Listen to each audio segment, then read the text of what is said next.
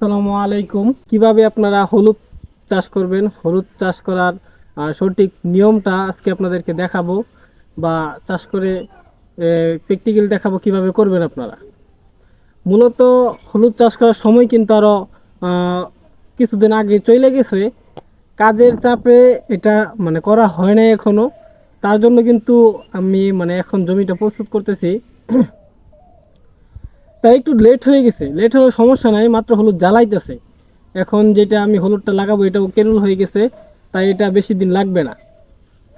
So এই যে জায়গাটা দেখতে পারতেছেন, এই জায়গাটা কিন্তু আমি গোবর দিছি, ছাই দিছি, মানে সব কিছু দিয়ে মোটামুটি একটা প্রস্তুত করা হয়েছে। এই যে এখানে খুব সুন্দর করে কিন্তু গোবর বিছিয়ে দেওয়া হয়েছে। তারপর এই যে দেখতে পারতেছেন, এই যে মানে ধান সিদ্ধ করার যে ছাইটা, মানে খেরের ছাইটা, এটাও কিন্তু এখানে মানে করে দিছি। এটাতে কিন্তু উপকার হইলো আপনার, এমনি যে সারটা লাগে ওটা কম লাগবে, হলুদের ফলনটা বেশি হবে। তার জন্য কিন্তু এইটা করা। এখন একটু আগাও দেখায়। এই যে দেখতে পাচ্ছেন, এটা কিন্তু আমার মানে আগে লাগানো হলুদ।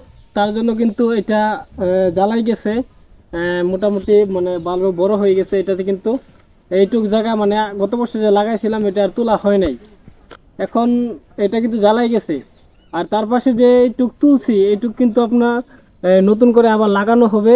তার জন্য কিন্তু এই যে জায়গাটা প্রস্তুত করা হইতেছে। এখন এটা কিভাবে লাগাবো, এটা আপনার একটা বিষয় যে কিভাবে লাগাবেন।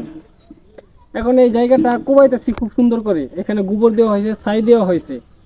এখন এটা কোবানোর পর আপনার এই এটাকে সমান করব, খুব সুন্দর করে সমান করার পর এই নাঙ্গল আছে, যে নাঙ্গল তো চিনেন, যেটা দিয়ে কেল টানে, এই কেল টানার নাঙ্গল দিয়ে কিন্তু খুব সুন্দর করে কেল করব। কেল করার পর আদাত ছাড়া একটা কেল, এক কেলের থেকে আরেক কেলের দূরত্ব হবে আদাত, মানে আদাত ছাড়াই ছাড়াই একটা করে কেল করব। আর এক এই হলুদ থেকে আরেক হলুদের দূরত্ব হবে, এটাও হবে আদাত। আদাতের একটু কম দিবেন, আদাতের আশেপাশে। এটা যদি একটু মানে সারাই সারাই লাগানো হয় তাহলে আপনার ফলনটা বেশি হয়।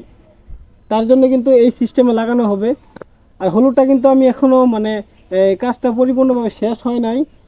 তার জন্য কিন্তু এই যে লাগানোর বিষয়টা, যে ওই কেল করার বিষয়টা, এটা আপনাদেরকে পরবর্তীতে দেখাই দিব ইনশাল্লাহ, দু এক দিনের মধ্যেই। তার জন্য কিন্তু এই যে ওই জিনিসটা দেখাইতে পারতেছি না। এই যে এখানে কিছু হলুদ মানে আগে যে ছিল এটাই কিন্তু কিছু হলুদ পাইছি। এই হলুদটাই কিন্তু এখানে লাগানো হবে, সেই জন্য কিন্তু জায়গাটা প্রস্তুত করতেছি। পরবর্তীতে আপনাদেরকে লাগায় একবারে প্র্যাকটিক্যাল দেখাই দেবো যে কিভাবে হলুদটা লাগাবো। তো এই যে দেখতে পাচ্ছেন হলুদ ক্ষেত। আজকের মতো এই পর্যন্তই। সকলেই ভালো থাকবেন, সুস্থ থাকবেন।